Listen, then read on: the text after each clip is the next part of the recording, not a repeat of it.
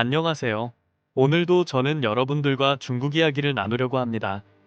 오늘의 이야기는 중국의 실업률에 관한 경제의 위기와 혁신의 갈림길이라는 주제로 여러분들에게 이야기를 드리고자 합니다. 35세에 직장을 못 구하면 어떻게 해야 할까요? 예전에 이러한 질문에 중국 그리전자그룹 동밍주는 창업을 하라고 말했죠. 어떤 사람들은 이런 말은 비현실적이라고 합니다. 아무도 당신을 고용하지 않으면 창업을 해야 하고, 아무도 당신의 노래를 듣지 않으면 그래미에 참가해야 하고, 아무도 당신 영화를 보지 않으면 오스카에 참가하세요. 라고 말입니다. 중국은 5월에 경제활력을 나타내는 M1 협의통화 공급량이 전년 동기 대비 4.2% 감소하여 전례 없는 어려움을 겪고 있습니다. M1은 사회 전체에 유통되는 현금과 기업의 당좌예금을 포함하는데, 이 수치가 크게 하락했다는 것은 기업의 투자 의욕과 사람들의 소비 의욕이 낮다는 것을 의미하며, 그 배경에는 취업 침체와 소득 감소가 있습니다. 한편 예전에 회사 내부적으로 해고를 졸업이라고 부르던 징동은 최근 다시 논란의 중심에 섰습니다. 항상 직원들을 형제라 부르던 류창동은 그의 유명한 형제 개념을 재정의했습니다. 오랫동안 성과가 좋지 않고 전혀 노력하지 않는 사람은 내 형제가 아니다. 이에 따라 점심 휴식 시간 단축, 출퇴근 관리제도 조정, 권고사직 등이 뒤따랐습니다. 징둥의 한 프로그래머가 올해 6월에 계약이 만료되었는데, 징둥이 그와 계약을 갱신하지 않아 사실상 해고된 셈입니다. 기업이 더 이상 많은 사람을 감당할 수 없게 된 것이죠. 예전에는 퇴직하면 그냥 택시 운전이라도 할 수 있었지만, 최근에는 상황이 달라졌습니다. 선전, 충칭, 수저우 등 여러 도시에서 카카오티 같은 승차, 공유 서비스에 대한 위험 경고를 발표했습니다. 운송 능력이 이미 수요를 훨씬 초과했으며, 여러 지역에서는 일일 평균 배차량이 20건을 넘지 않아 하루에 10시간 이상 일해도 수입은 하나로 20만 원 정도밖에 안 되는 것이죠.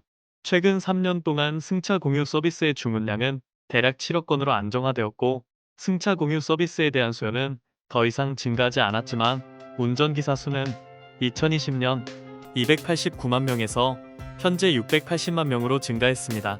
2023년 한 해에만 승차 공유 서비스 운전기사가 148만 명 늘어났는데, 이는 중형 도시의 상주 인구와 맞먹는 숫자입니다.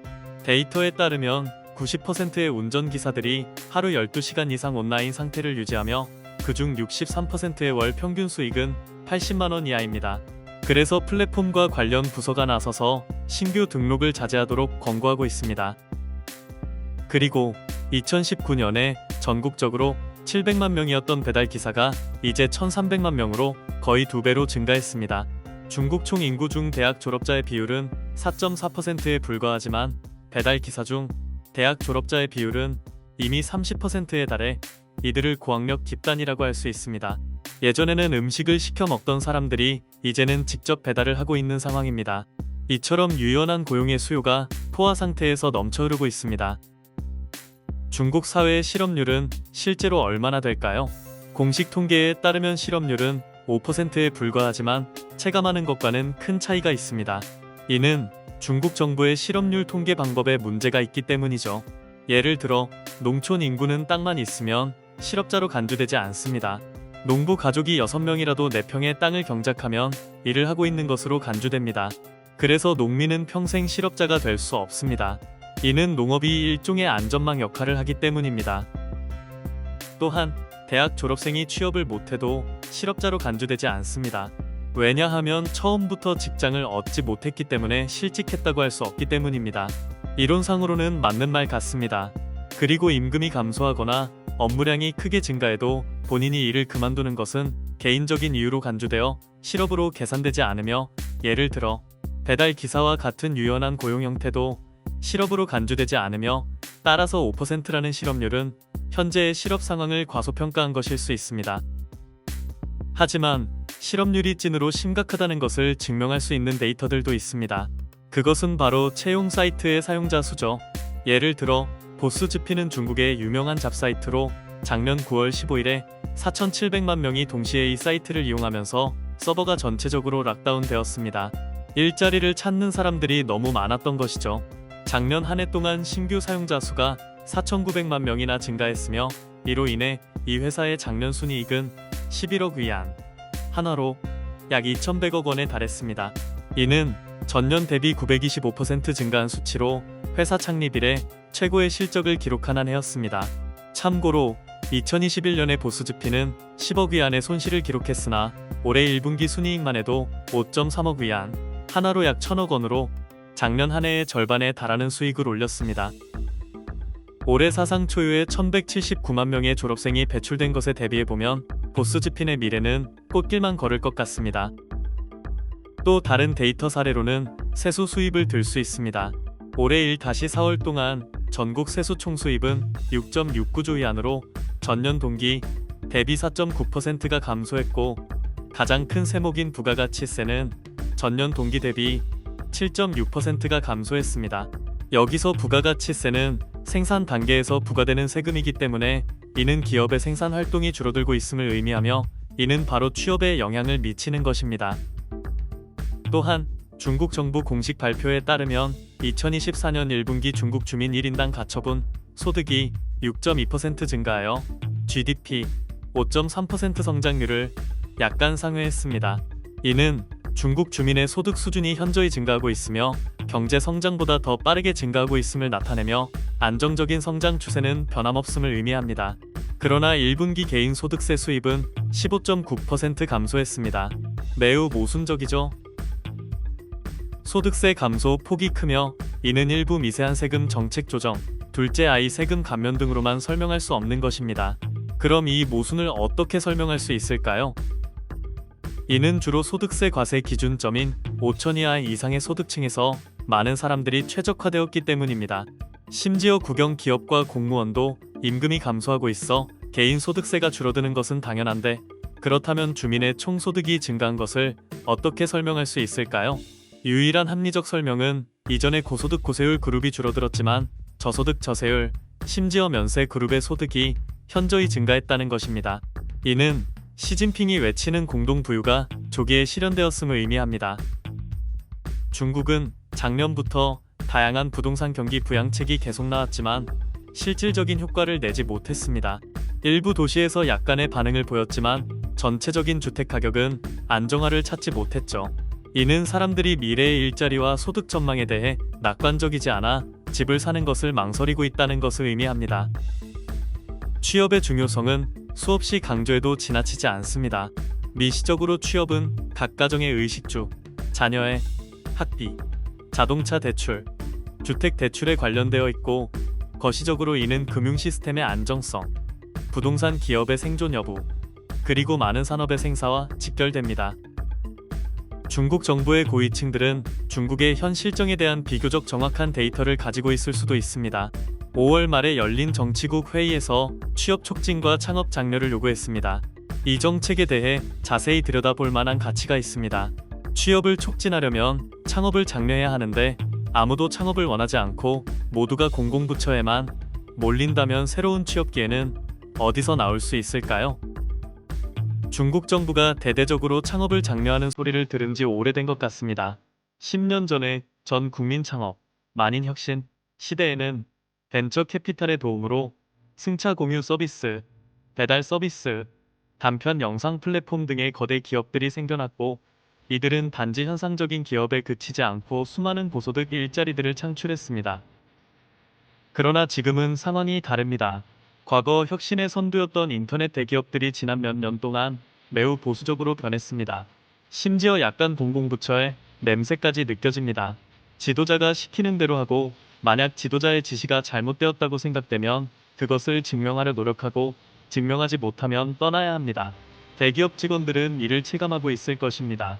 자본이라는 것은 확장 본능이 있지만 지금의 축소 경향은 어떻게 생겨났을까요? 일부 사람들은 징동, 알리바바와 같은 대기업들이 소비 감소 때문에 물건이 잘 팔리지 않아 어쩔 수 없이 구조조정을 했다고 말합니다. 하지만 생각해보면 소비 감소의 근본 원인은 소득 감소가 아닌가요? 시장 경제에서의 자연 도태는 정상적이지만 대규모 기업들이 일제히 임금 인하와 구조조정을 한다면 단순한 자연 도태로 설명하기는 어려울 것입니다. 외계인과 기업의 혁신 동력과 창업의, 그리고 열정과 의지마저 부족해졌을까요? 최근 중국 최고위층에서 중국의 유니콘 기업 신규 수가 왜 크게 감소했는가? 라는 질문을 던지기도 했죠. 유니콘 기업은 높은 기술 혁신이나 최소한의 모델 혁신을 가지고 있는 기업을 의미합니다. 2017년 중국의 유니콘 기업 수는 미국을 넘어섰지만 그 이후로 미국에 크게 뒤처지게 되었습니다. 주된 이유는 창업 분위기가 부족하고 벤처 캐피탈이 투자를 두려워하게 되었기 때문이죠. 최근 몇 년간 벤처 캐피탈 업계는 거의 괴멸 상태에 이르렀고 달러 펀드는 아예 철수해버렸습니다. 국유 자본은 초기 창업 기업에 쉽게 들어가기 어려워지고 남은 것은 소비도 투자도 원하지 않는 거대한 주민 저축뿐인 거죠. 4월 30일에 열린 중국 정치국 회의에서는 벤처 캐피탈의 적극적인 발전을 명확히 제안했다고 합니다. 벤처 캐피탈이 고위층 회의에서 언급된 것은 매우 드문 일이기도 하죠. 벤처 캐피탈의 뒤에는 창업이 따르기 마련입니다. 다시 한번 창업 붐을 일으킬 신호일까요? 이러한 정책은 중국 고위층이 다시 시장 주체의 활력을 촉진하려는 의지를 보여주는 것 같습니다. 또한 주목할 만한 더 큰 신호는 시장과 중국 정부의 관계를 재정립하기 위해 다시 한번 개혁에 나설 가능성이라고 합니다.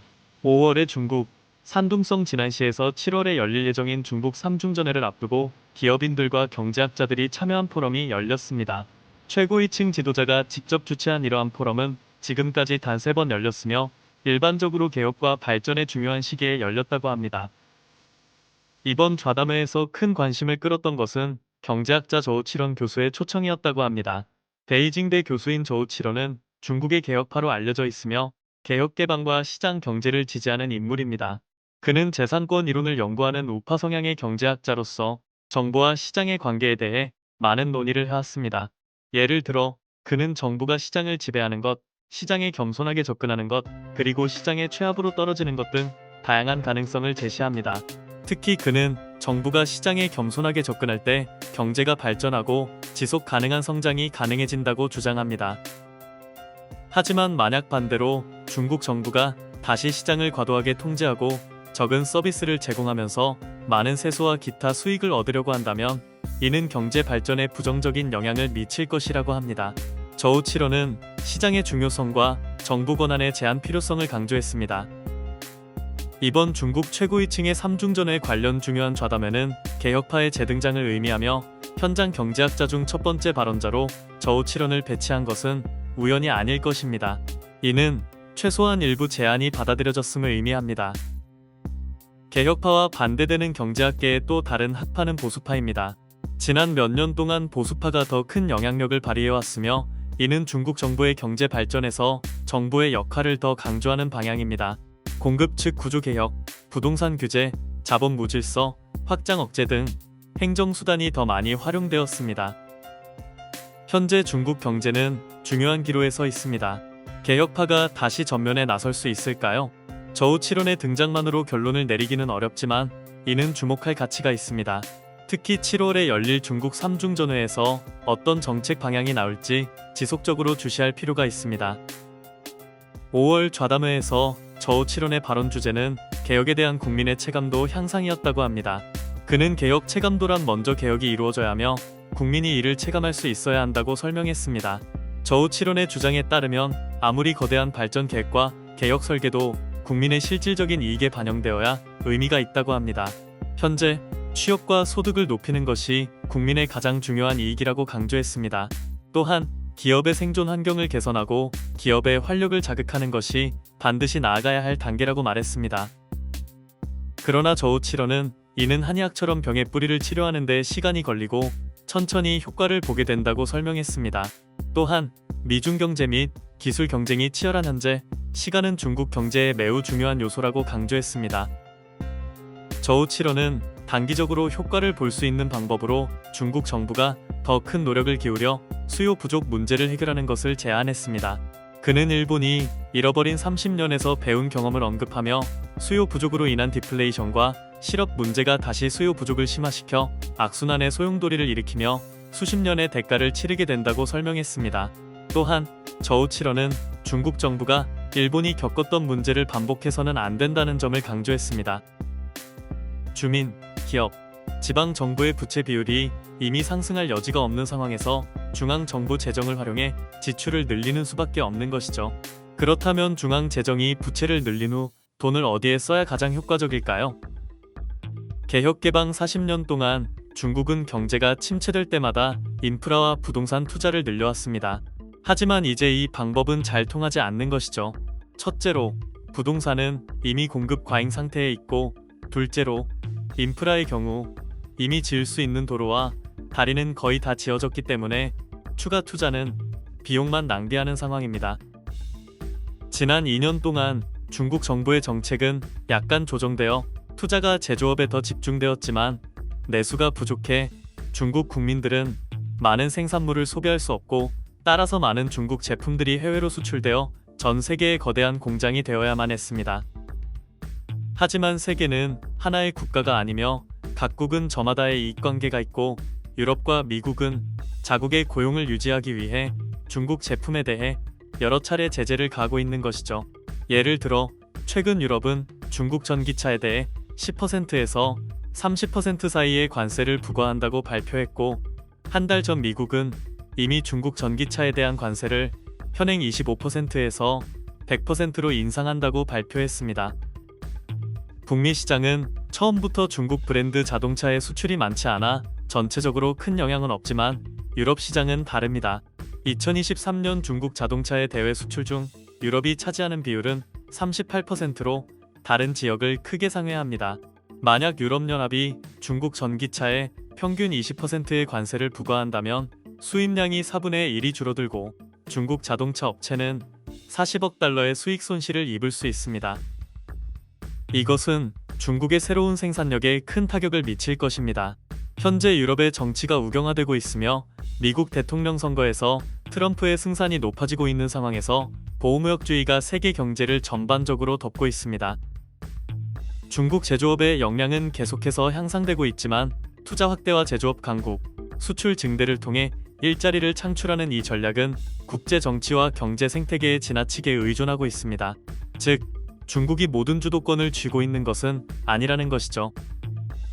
얼마 전 미국 재무장관 제닛 옐런이 방중하면서 중국의 생산 과잉 문제를 여러 차례 지적했는데, 이는 중국의 제조업과 수출을 억제하려는 의도였습니다. 대규모 수출이 보호무역주의의 큰 장벽에 부딪혔을 때 중국 정부는 다른 대안을 찾을 수 있을까요? 최근 노벨 경제학상 수상자인 폴 크루그먼은 뉴욕타임즈의 기고문을 통해 중국이 외곽에 돈을 직접 지급해 소비를 촉진하지 않는지 이해할 수 없다고 말했습니다. 크루그먼은 경제학계에서 독설가로 유명하지만 그의 예측은 매우 정확합니다. 예를 들어 2008년 글로벌 금융위기 당시 관련 사건 17건 중 15건을 맞췄고, 또 2022년거의 모든 경제학자가 2023년에 미국이 경기 침체에 빠질 것이라고 예측했을 때 이를 예측하지 않은 2명의 학자 중 1명이 바로 크루그먼이었습니다. 이전에 폴 크루그먼이 중국 경제를 비판할 때마다 중국 학자들은 애국심을 내세워 집단적으로 반발하곤 했습니다.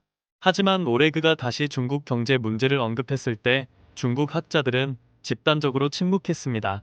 크루그먼은 중국 경제가 현재의 어려움에 직면해 있을 때 가장 명백한 해결책은 더 많은 수입을 가계로 이전하여 생산을 자극하는 대신 소비를 자극하고 주민의 소득을 증가시키는 것이라고 말했습니다. 그러나 중국 전문가들은 이에 대해 소극적입니다. 이것이 지정학적 이유 때문일까요? 아니면 중국 사람들이 게을러질까 걱정하는 걸까요? 만약 그렇게 하지 않는다면 중국이 현재 남은 유일한 해결책은 거대한 무역 흑자를 유지하는 것뿐입니다. 바이든이든 트럼프든 중국에 대해 관세를 부과할 것이고, 주민 소비의 중요성은 지금까지 크게 고려되지 않고 있습니다. 중국의 소비는 GDP의 40%에 불과하며 이는 세계 평균 60%보다 훨씬 낮은 수치입니다. 미국은 이 비율이 70%이고 심지어 인도조차도 60%에 달합니다. 중국 내에서는 많은 학자들이 여러 차례 국민들에게 돈을 나눠줘 소비를 자극해야 한다고 제안했습니다. 기본 논리는 사람들이 소비할 돈이 없으니 국가가 먼저 돈을 나눠주어 강제로 지갑을 채우는 것입니다. 이렇게 하면 사람들이 소비를 늘리고 기업의 수익이 증가하며 기업이 더 많은 사람을 고용하게 됩니다. 그렇게 되면 사람들의 소득이 증가하고 다시 소비가 증가하는 선순환이 이루어집니다. 이는 디플레이션의 악순환을 막는 반작용을 할 수 있습니다. 그렇다면 왜 중국 정부는 계속해서 투자에만 집중하고 국민들에게 돈을 나눠줘 소비를 늘리는 것을 꺼려할까요? 이는 중국 경제발전 역사의 관성 때문입니다. 중국이 개혁 개방 이후 40여 년 동안 경제 정책은 항상 생산을 확대하여 경제를 발전시키는 것이었습니다. 예를 들어 세제 개혁 이후 중국의 가장 큰 세목인 부가가치세는 기업이 생산만 하면 징수할 수 있습니다. 따라서 관리자는 오랜 기간 생산만이 가치를 창출한다고 믿게 되었고, 소비 자체는 가치를 창출하지 않으며 오히려 적은 소비와 적은 지출만이 부를 축적한다고 생각한 것입니다. 현재 경제 성장률이 둔화되고 정부 수입이 감소하고 있는데, 정부가 돈을 나눠줘 소비를 증가시키는 것에 대해 많은 사람들은 빨대를 꽂아 쪽쪽 빨기만 하는 것으로 사람들이 게을러지고 생산과 일을 하지 않게 되어 경제가 더욱 악화될 것이라고 생각합니다. 이는 현재 사회에서 일반적으로 통용되는 생각이기 때문에 허리띠를 졸라매자는 말이 나오게 된 것입니다. 하지만 지금은 소비 없이는 생산도 없습니다. 앞서 언급했듯이 부가가치세도 크게 감소하기 시작했습니다. 매년 벌금과 비과세 수입 증가에만 의존할 수는 없는 것이겠죠. 현대 경제학의 아버지인 케인스는 아무리 많은 제품을 생산해도 소비하는 사람이 없으면 그것은 폐기물에 불과하다고 말했습니다. 소비 능력이 경제 규모를 결정합니다. 이는 경제학 용어인 트리클 다운 효과를 만든 미국 작가 윌 로저스의 말과도 일맥상통합니다. 물은 아래로 스며들지만 돈은 위로 올라간다. 어떤 식으로든 돈을 가장 하층민에게 주면 밤이 되기 전에 부자들은 그 돈을 다시 얻게 될 것이다. 하나의 경제 체제에서 부자는 주로 기업인들입니다. 일반 사람들의 소비가 있어야 돈이 기업인들에게 흘러갑니다. 만약 기업인들이 사람들이 소비하지 않는다고 생각하면 그들은 돈을 그냥 저축하거나 다른 곳으로 이동할 것입니다. 그렇게 되면 사회의 고용 상황도 좋아질 수 없습니다.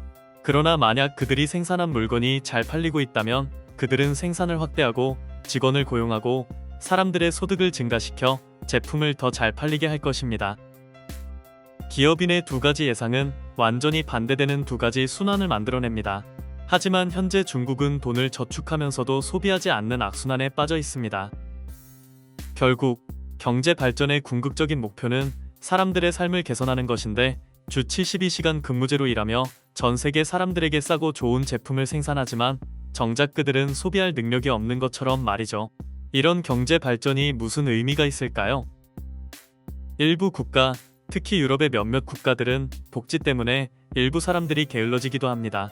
하지만 이들 국가와 비교했을 때 중국은 또 다른 극단에 있습니다. 이는 마치 자전거도 타보지 않고 페라리가 좋지 않다고 말하는 것과 같습니다. 사회 소비 능력을 향상시키기 위해 중국은 많은 방안을 사용할 수 있는데도 말이죠. 자, 오늘의 이야기는 여기까지입니다. 재미있게 시청하셨을까요?